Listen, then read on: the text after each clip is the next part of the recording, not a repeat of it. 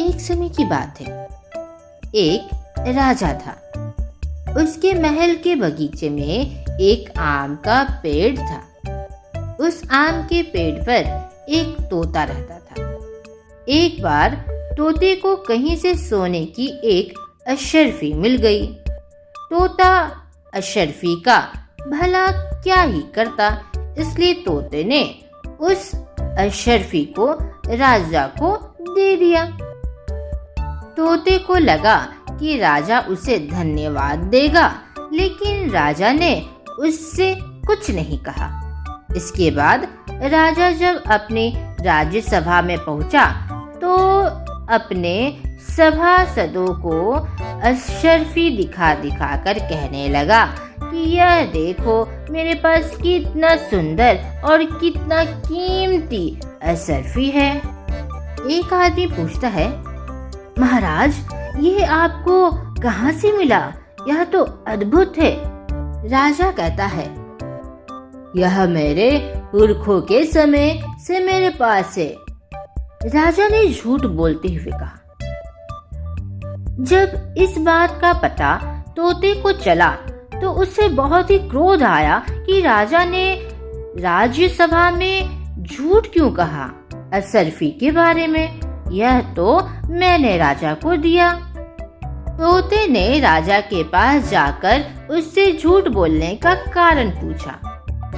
राजा कहता है, यदि मैं कहता कि तुमने मुझे यह अशर्फी दे दी तो लोग मुझसे हंसते कि मैं एक तोते से अशर्फी ले ली। परंतु सरकार, यह तो सत्य है ना? राजा कहता है, इससे क्या होता है? जो मैं कहूँगा वही सच माना जाएगा। राजा इतलाकर बोलने लगा। लेकिन मैं सबको बता दूंगा, क्योंकि जब मैंने आपको यह अशर्फी दी तो आपको मुझे इसका श्रेय देना चाहिए। भले ही मैं तोता हूँ, तो इससे क्या होता है? व्यक्ति अपने कर्मों से बड़ा होता है, जाति धर्म या समुदाय से नहीं। आप राजा है, आपको यह बात समझनी चाहिए। तोते ने राजा को कहा। राजा कहता है, ठीक है, तुझसे जो हो सकता है तू कर ले, तुम्हारा यहाँ कोई नहीं मानेगा।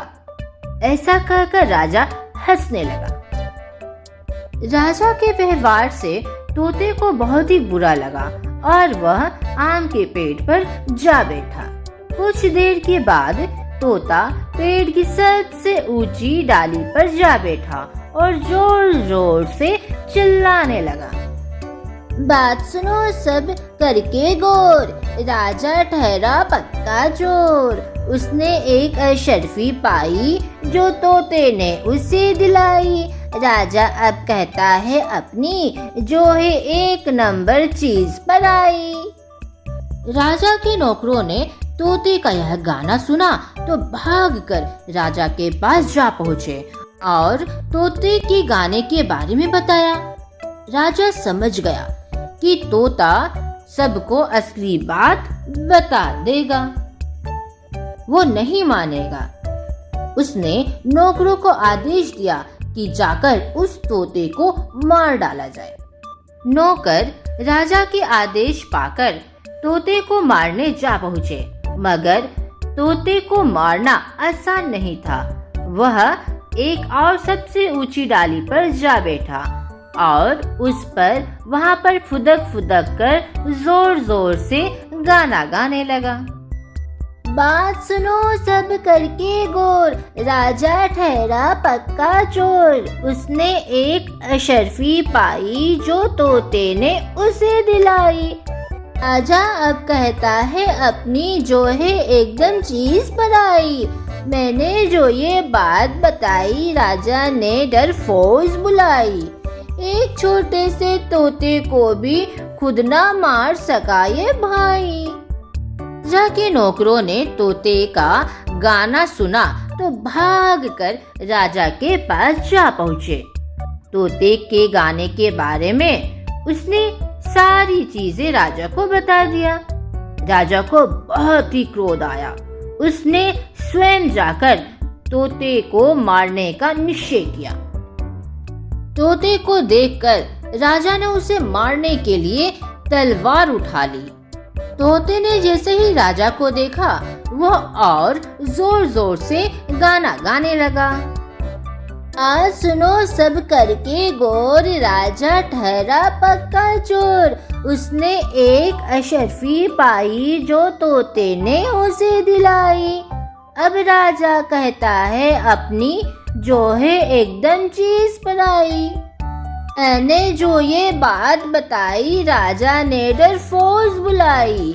एक छोटे से तोते को भी खुद ना मार सका ये भाई। अब होगी इसकी जगत हसाई। इस पर नौकरों ने राजा को समझाया, महाराज, एक छोटे से तोते को मारने के लिए तलवार की क्या ही आवश्यकता, इसे तो गुलेल से भी तो मारा जा सकता है। राजा ने नौकरों की बात को समझ लिया। उसने गुलेल उठाई और जा पहुंचा पेड़ के पास मारने के लिए उस तोते को। तोता देखते ही राजा ने गुलेल से निशाना साधा एवं गुलेल चला दी। तोता तो फुदक कर दूसरी डाल पर जा बैठा, परंतु गुलेल का कंकड़ डाल से टकराकर राजा को आ लगा। इस प्रकार नन्हे से छोटे से तोते ने राजा को झूठ का दंड दिया। तो देखा दोस्तों, आज की कहानी से हमें यह सीख मिलती है कि झूठ कभी भी नहीं बोलना चाहिए, नहीं तो उसका दंड अवश्य मिलता है। इस तरह ने तोते ने राजा को दंड आखिर दे ही दिया झूठ बोलने का। लोग अपनी झूठी प्रशंसा और दिखावे के चक्कर में बहुत ही झूठ बोला करते हैं, परंतु यह बिल्कुल भी सही नहीं है। तो हमेशा ध्यान रखना चाहिए कि हमें सत्य ही बोलना चाहिए। आज की कहानी में बस इतना ही। मिलते हैं फिर नेक्स्ट हिंदी कहानी कार्टून वीडियो में। Good bye.